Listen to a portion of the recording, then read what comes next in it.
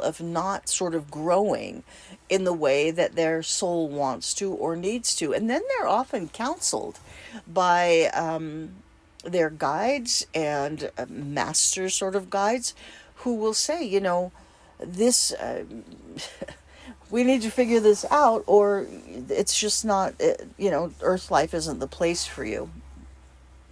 Okay. So,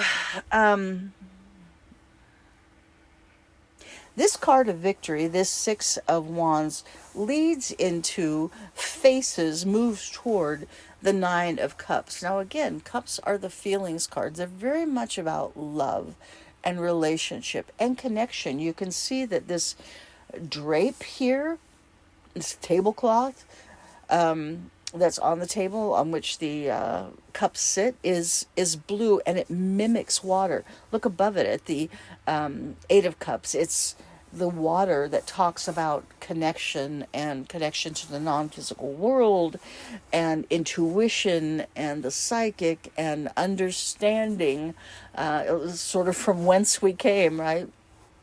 And also being very aware of the idea and the truth of being an eternal soul temporarily in a physical body, right? That's that blue connection. And here it's even mimicked just like the horse and the sort of water, right, in his tunic that's blue and white, right? This water, this spiritual connection, and this pure intention. And again, the red of the hat, the leggings. I mean, this is passionate energy. This is what we care about. This is what we love. This is what's important to us. And then the gold here, and there's gold in the last two cards too, a lot of it that talks about really sunshine and warmth and the ability to sort of step into this place of sunlight and warmth because of our connection, right? To sort of bask in that warm sunlit energy, this growth energy, and this safety energy in a way. You can see here these 9 cups lined up. And this is talking about individual happiness, individual growth, individual fulfillment, individual happiness, manifestation again. And how that, how this pure intentioned victory can lead to this kind of individual happiness. Now, the Ten of Cups is a wonderful card, and a fulfillment card, just as the Nine of Cups is, but it has this many people, right, in the Nine of Cups. There's, the family kind of scene and this home scene, and this is very much, you get the Nine of Cups for a reason, because it is talking about individual happiness and individual fulfillment and how they are achievable even when everything else, or even family members or other people, are not quite in sync with what you want or what you feel like happiness entails, or the understanding of what you need to be happy, right? Now, this extends to the earth as well, right? To the country, to the commonality of all people. There are those who, everybody has their sort of own definition of what happiness looks like, but we have to understand, to achieve this purity of happiness, it has to be grounded in sort of purity, pure intention, this connection, and love, right? Otherwise, it's a mock-up or even a mockery of what true happiness is, right? It's this grasping for earthly things that does not through which happiness is never achievable. True happiness, like satisfied happiness, like I'm okay, like I sort of love life and so many things about my life and the things in it, and I'm satisfied, right? And that's a peacefulness. And the people that are that grasp for happiness through things, through everything physical, right? And even like violence and all those things that we talked about are fear-based, they never reach this point. They are never like satiated. They're always thirsty. They're always hungry. And they think the next thing will satisfy them and the next thing. And it's not possible. It's only possible through this kind of 9 of cups atmosphere of connection and passion about the things you care about, and pure intention, which is love, which is the basis of the universe. And everything eventually must balance in love. That is not talking about perfection, because perfection intimates that you are perfect, right? You're done. It's finished. And the universe is never finished. It's always growing. But it always seeks to balance in love. Though these other experiences may bring in fear-based things, right? Because things that we do, say, think, feel individually and as groups contributes to the growth of the universe, which is the purpose of the universe. And we're talking about thoughts and deeds, right? So all of these things sort of grow the universe, and yet, our lives, our souls, and the universe must ultimately and seeks always to balance in love. And this is what karma is. This is what karma seeks to achieve. And this is how the earth operates. And you see it again and again and again throughout all time. Right? Throughout all time. And you can look at how this is done individually, how it's done to groups of people or with groups of people. I shouldn't say to, because that talks about punishment, and this isn't about punishment. This is about balance. Judgment doesn't really exist, but there is this understanding of the need, the inevitability of balancing in love, right? So individuals experience karma, sometimes, instant karma, like John Lennon talked about. Sometimes it's over a lifetime, sometimes it's over many lifetimes. Groups experience this also. Societies, communities, different various kinds of sort of social and constructional groups, but also countries and also the planet. And this has happened, this has happened many times throughout sort of the existence of Earth life, on other sort of physical planes as well, but definitely on Earth life, many of which we don't know about. Societies and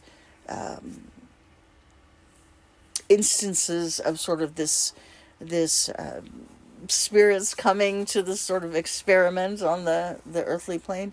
And there are many that we don't know about. We think that we understand the beginning of mankind and how everything evolved, and it's only partially correct. We're missing many things. I'm not saying evolution isn't real. I'm not saying that at all. What I'm saying is there are gaps in our understanding of history, and there have been societies, several, that have existed and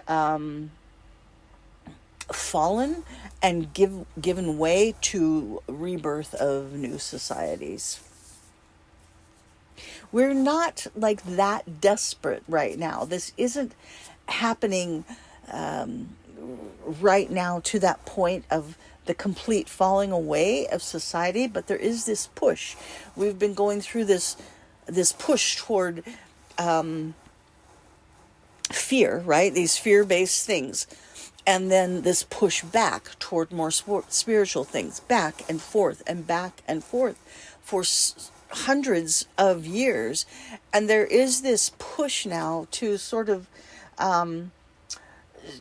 because of all of our knowledge, because of the history, for us to like take the bull by the horns and say, sort of push through and say, no, we're going to this very spiritual place, or this connected place, this place that moves toward love more than it moves toward fear. And even as we do that, we have this group of people who are very much, who don't understand that, right? And so their natural inclination is to push toward fear. We have to understand this is a small group of people compared to the rest of the world. You know what? They're showing me Africa. And there's a reason for that, because they're saying that obviously love is where we need to push toward in order to gain these things. But they're saying that some of the ability and power to be able to do this lies in Africa. There's such an amount of spiritual connection and love on that continent. It feels very central. So it may be less so on some of the coastal, or it's like North and South countries, which you can understand. I am horrible with geography. So,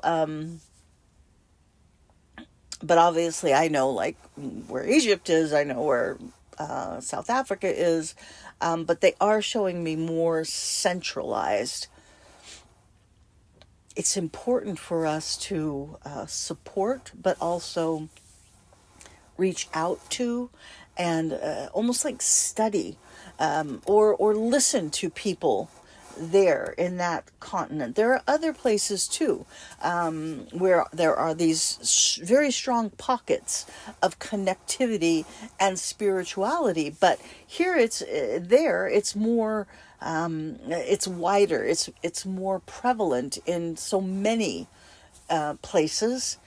Again, they just keep showing me sort of the center, all of this, just not many, not all, but not many of the coastal regions. Of course, there are some places in India, in Southeast Asia. The groups are smaller in Western countries, throughout Europe, in sort of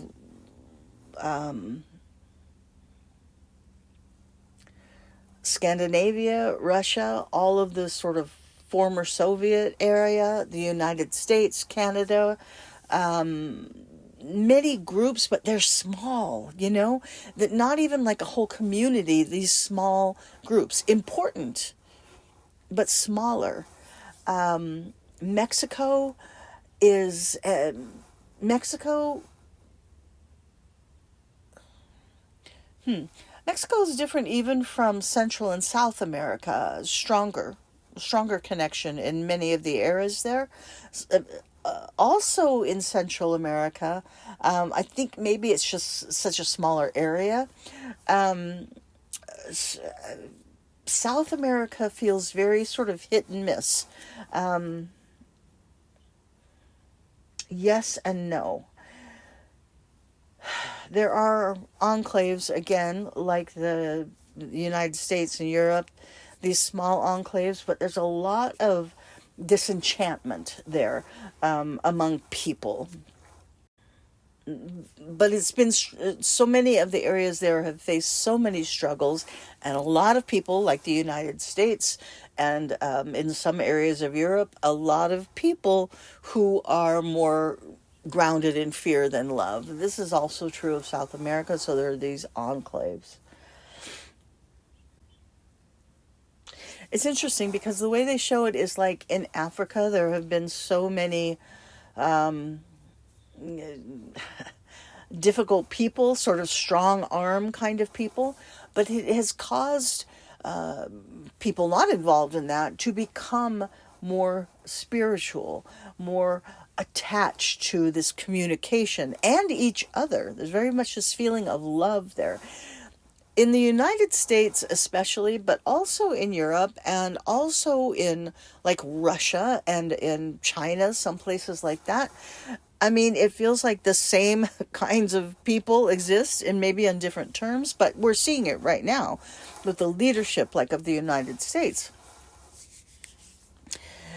Instead of people sort of, well, some people, there are many people who, instead of moving toward love and saying, I stand for this and not this, and I want this and not that, there are many people who are saying, well, this must be right. I'm going to follow these people because they have money, because, they have things, because they say that this is the truth, and I'm going to follow them because I need to have a definition of truth and where my life is heading, right? So it's had sort of the opposite effect. Okay. Let's see if there's more to say about that. This is true, they're saying, of our individual lives. Like, we have to determine in each moment of every day, like we have to decide this in our lifetime, but we make small decisions that reflect our choice, hopefully our main choice, in every moment of every day. We have to decide what we're moving toward and what's important to us. Now, whatever fulfills us personally, whatever moves us toward love and happiness and curiosity and joy, these are things worth pursuing. They're worth pursuing. It doesn't matter if the thing that brings you the greatest joy is filling potholes on your street and in your community. And if somebody else is becoming a neuroscientist or, becoming the fantastic painter or artist in other terms, whether it's, singing or writing or dance, right? It doesn't matter. All of those things are equal because they are expressions of you, because you care about them, because they truly move you toward love and light. Now, if your pursuit is cruelty and harming others, that is, or just being sort of self-centered and narcissistic, and I want this and I want that and I want this, that is moving toward fear, and it has nothing to do with personal fulfillment. It has everything to do with filling a hole that mimics personal fulfillment, but it's there's no self-examination. There's no self-examination of what's important to me. What do I love? What brings me happiness? What brings me closer to my fellow man, to nature, to the world, to the non-physical world, right? And this is true fulfillment. This is happiness. This is joy. This is love. There are very shallow things and activities that can mimic that. But in the end, they can never be, again, this is a way to tell, they can never be satisfied. You are never satiated. You always want more. And when there's personal fulfillment, there's a sort of peace and joy and calm. And perhaps the need and want and desire to express this joy and love more, these things that we love to do more. But there's never a feeling of, I don't have enough, this sort of grasping. It's just not there, right? There's a calm, there's a peace, there's an inner joy, not a spiteful mimic of joy because you've pushed down other people and you momentarily feel better, because there will always be a need to push down more to continue to feel better, which is why sort of dictators always turn on the people closest around them, because if they've quashed and quashed and quashed all these people that are sort of like on the outside circle, and you still have the need to sort of quash other people because you're never satiated. And this is how they live their physical lives, right? To the detriment of many. Okay.